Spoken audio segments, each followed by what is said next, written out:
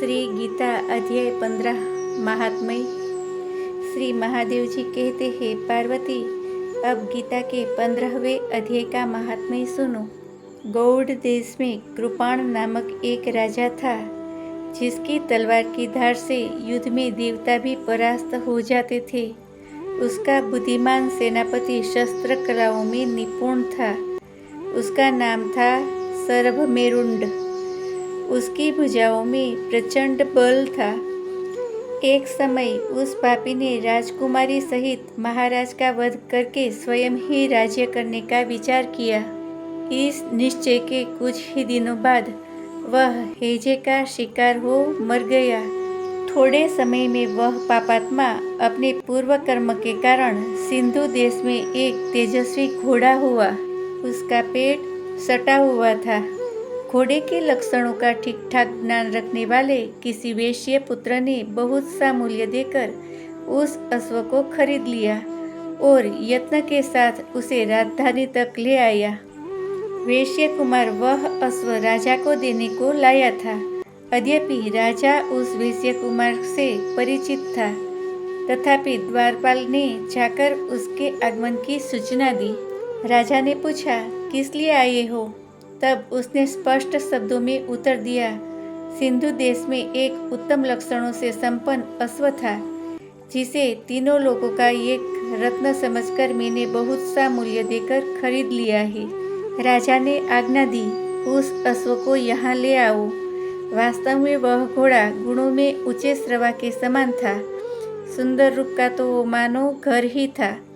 शुभ लक्षणों का समुद्र जान पड़ता था।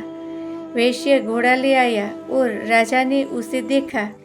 अश्व का लक्षण जानने वाले राजा के मंत्रियों ने इसकी बड़ी प्रशंसा की। यह सुनकर राजा अपार आनंद में निमग्न हो गया और उसने वैश्य को मुंह मांगा सुवर्ण देकर तुरंत ही उस अश्व को खरीद लिया। कुछ दिनों के बाद एक समय राजा शिकार खेलने के लिए उत्सुक हो उसी घोड़े पर चढ़कर वन में गया। वहाँ मृगों के पीछे उन्होंने अपना घोड़ा बढ़ाया। पीछे पीछे सब ओर से दौड़कर आते हुए समस्त सैनिकों का साथ छूट गया। वे हिरणों द्वारा आकृष्ट होकर बहुत दूर निकल गया। प्यास ने उसे व्याकुल कर दिया। तब वे घोड़े से उतरकर जल की खोज करने लगा।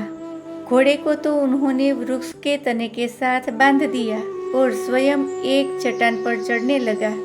कुछ दूर जाने पर उसने देखा कि एक पत्ते का टुकड़ा हवा में उड़कर शिलाखंड पर गिरा है। उसमें गीता के 15वें अध्याय का आधा श्लोक लिखा हुआ था। राजा उसे पढ़ने लगा। उस राजा के मुख से गीता के अक्षर सुनकर घोड़ा तुरंत गिर पड़ा और अश्व शरीर को छोड़कर तुरंत ही दिव्य विमान पर बैठकर वह स्वर्गलोक को चला गया।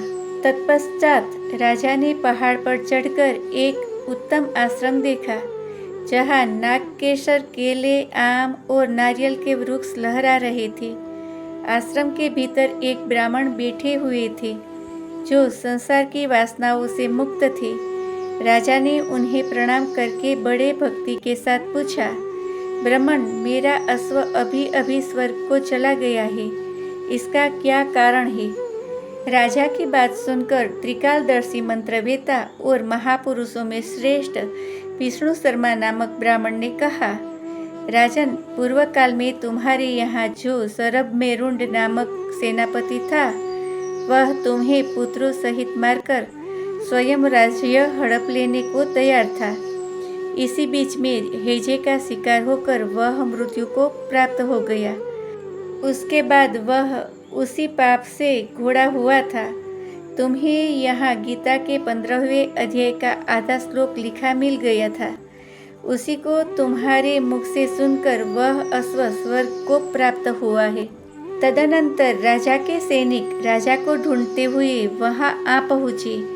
उन सब के साथ ब्राह्मण को प्रणाम करके राजा प्रसन्नतापूर्वक वहाँ से चले और गीता के 15वें अध्याय के श्लोकाक्षरों से अंकित उस पत्र को पढ़कर प्रसन्न होने लगे। उनके नेत्र हर्ष से खिल उठे थे। घर आकर उन्होंने मंत्रवेता मंत्रियों के साथ अपने पुत्र सिंहबल को राज्य सिंहासन पर अभिषिक्त किया और स्वयं 15वें अध्याय के जप से विशुद्ध चित होकर मोक्ष को प्राप्त हुए। श्री गीता अध्याय 15 महात्म्य संपूर्ण। श्री कृष्णार्पणमस्तु।